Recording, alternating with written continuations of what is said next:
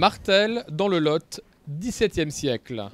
Tournage de La fille au masque de soie d'Ivan Calberac. Parfait. Il a pris deux, on me le fait deux fois de suite, okay. Comme ça on aura tout. Avec les lames? Non, sans les lames, justement. On est prêt quand sans les lames. Action! Rendez-vous, Fressange.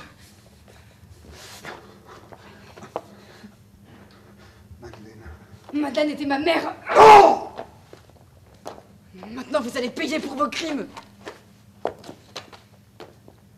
Dis la dernière phrase. Je suis innocent. C'était un complot. C'est un récit d'aventure et en même temps une histoire d'amour. C'est l'histoire d'une jeune fille de 20 ans qui a perdu sa mère quand elle était très jeune dans des circonstances obscures. Et l'amant de sa mère revient dans le village. Il a été accusé à tort de son crime. Il va s'allier avec la jeune fille pour découvrir qui sont les vrais assassins de sa mère. Mais en même temps, elle va tomber amoureuse d'un jeune homme qui est le chef de la garde et qui contrecarre leur plan, mais finalement, bon bref, l'amour va triompher. Ce téléfilm passera sur France 3 au printemps 2012. Une seule diffusion, n'est-ce pas frustrant? Le dernier film qu'on a fait avec Ivan Calberac, qui est le réalisateur de ce film, et qu'on a tourné dans la région également, et dont on était très fiers, a fait près de 5 millions de téléspectateurs.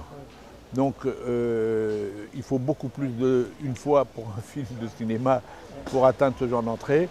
Moi je fais de la télévision parce que j'aime la télévision et que, je vais vous dire quelque chose qui va vous surprendre peut-être, mais j'aime la télévision parce que ma mère regarde la télévision. Et que je pense que c'est aussi pour ça qu'il faut faire la télévision, pour les personnes qui la regardent et les spectateurs, les téléspectateurs, elle en fait partie. Et c'est pour ça que je suis heureux de faire de la télévision, entre autres. 85% de l'équipe technique et artistique vient de Midi-Pyrénées. Ces spécialistes de l'audiovisuel se sont fédérés pour que les productions parisiennes puissent trouver un vivier de techniciens à disposition en région. Il y a toujours les chefs de poste qui sont recrutés en premier et eux-mêmes, à leur tour, recrutent leurs assistants. Et donc l'intérêt de la chose aussi en Midi-Pyrénées, c'est qu'il y a un grand nombre de chefs de poste et que par ce biais, quand nous sommes recrutés par des productions souvent parisiennes, nous-mêmes, nous formons nos assistants ici sur place, nous les rencontrons déjà parce qu'on ne les connaissait pas forcément. Nous les formons et puis ensuite, c'est un métier d'équipe, donc forcément, une fois qu'on a son équipe, en général, on la garde. Il s'avère qu'on ne se connaissait pas tous non plus il y a quelques années. On vient d'horizons différents, d'endroits différents. Et on s'est retrouvés habitant tous dans la région Midi-Pyrénées. On s'est rassemblés aussi pour se connaître. Par le biais d'une association qui s'appelle Midi Film et de fait maintenant qu'on se connaît, il s'avère que les compétences sont là et qu'on essaye aussi de ne plus trop aller travailler à Paris mais de faire en sorte de travailler pas loin de nos domiciles.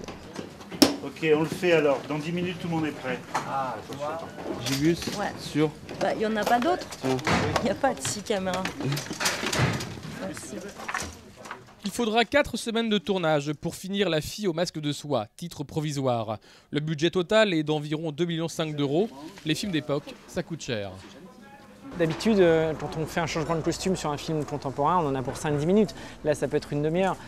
Tous les comédiens sont maquillés, ils portent souvent des perruques parce qu'à l'époque tout le monde avait des cheveux longs. Donc on doit perruquer, coiffer, maquiller, habiller. Après on a des chevaux, on a des cascades. Dans le film il y a beaucoup de combats. Donc les combats c'est très long à régler. Qui dit réglage dit cascadeur. Qui dit cascadeur dit doublure. Il faut tout prévoir en double. Quand un cascadeur double un comédien, il a les mêmes costumes, il a le même maquillage, il a la même perruque. Il faut que quand on voit le comédien ou quand on voit le cascadeur, on a l'impression que c'est le même. En plus, les comédiens sont énormément investis dans les combats, donc ils les font en grande partie. On a des doublures, mais que pour les plans très larges. Donc tout ça prend un temps énorme. Et comme on est en télévision, on n'a pas de temps. Donc on est face à cette contradiction-là. Lequel? Celui-là? Bim, parce qu'on a dit...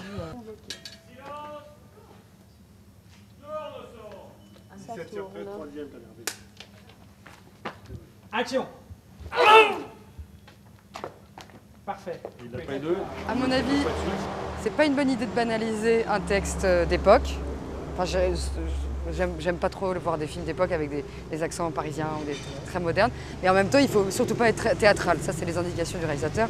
Il veut pas qu'on soit emphatique. Donc il faut essayer d'être à la fois, déjà de respecter un vocabulaire de l'époque et en même temps de le dire le plus juste et le plus naturel possible. Parfois, quand on a des mots qui sortent comme fait chier ou je sais pas, ça c'est impossible. Donc mais on a essayé hein, de temps en temps d'improviser en langage d'époque.